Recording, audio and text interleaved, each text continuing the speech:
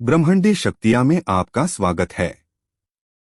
जन्म से पूर्व ही उसके भाग्य का निर्धारण ईश्वर द्वारा कर दिया जाता है। ऐसे में कुछ लोग ये कहेंगे कि जब सब कुछ हमारे भाग्य में पहले से ही निर्धारित है तो हमें कर्म करने की क्या आवश्यकता है।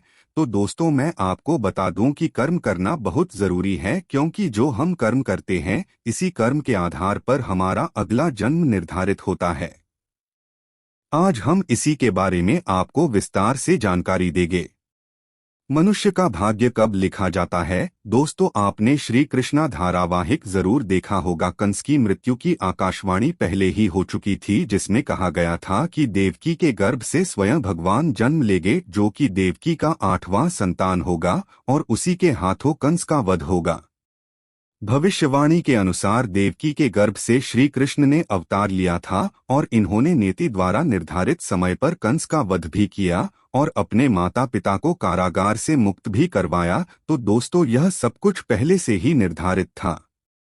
दोस्तों, जो भी मनुष्य इस धरती पर जन्म लेता है उसका भाग्य सब कुछ विधाता द्वारा पहले से निर्धारित कर दिया जाता है। जैसे कि शिशु का जन्म कब, कहाँ तथा कैसे होगा, उसके जीवन में क्या क्या घटनाएं घटित होगी, उसका विवाह कब, कहाँ तथा कैसे होगा और किससे होगा, बच्चा अपने जीवन में कितना कमाएगा और कितनी प्रॉपर्टी बनाएगा, बच्चे की मृत्यु कब, कहाँ तथा कैसे होगी, ये सब कुछ पहले से ही निर्धारित होता है।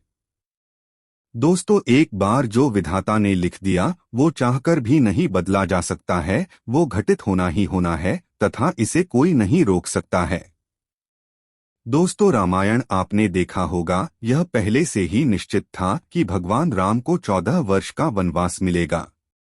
इसका मुख्य कारण भगवान श्री राम के द्वारा रावण का वध होना निश्चित था। दोस्तों, एक बात का ध्यान रखिएगा कि आप अच्छे या बुरे जैसे भी कर्म करते हैं, इसी के आधार पर आपका अगला जन्म और भाग्य निर्धारित होता है। हमारे हिंदू धर्म शास्त्रों में कर्म को प्रधान कहा गया है, क्योंकि बिना कर्म के भाग्य कहाँ बनता है। मनुष्य जीवन का असली उद्देश्य उस परमपिता परमेश्वर को प्राप्त करना है। यदि आप उस परमेश्वर को प्राप्त कर लेते हैं तो आप 84 के चक्कर से मुक्त हो जाएंगे। साथ ही साथ आप हमेशा के लिए जन्म मरण के चक्कर से मुक्त हो जाएंगे। आपको दोबारा इस मृत्यु लोक में जन्म नहीं लेना पड़ेगा, क्योंकि आपकी आत्मा उस परमपिता परमेश्वर में विलीन हो जाएगी, जिससे आपको मुक्ति मिल जाएगी। इसीलिए हमें हमेशा अच्छे कर्म करने चाहिए। हमेशा हमें दूसरों का भला करना चाहिए। यदि आपके नज़र में कोई गरीब है, दीनहीन है, तो उसकी हमें मदद करनी चाहिए। ब्राह्मण और साधुजनों का हमें आदर सत्कार करना चाहिए।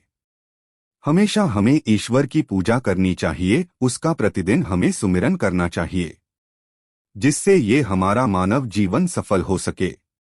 लेकिन एक बात ध्यान रखिएगा, यदि आप बुरे कर्म करते हैं, लोगों को सताते हैं या लोगों को आप परेशान कर रहे हैं, तो आपको उसकी सजा इसी जन्म में भोगना पड़ेगा।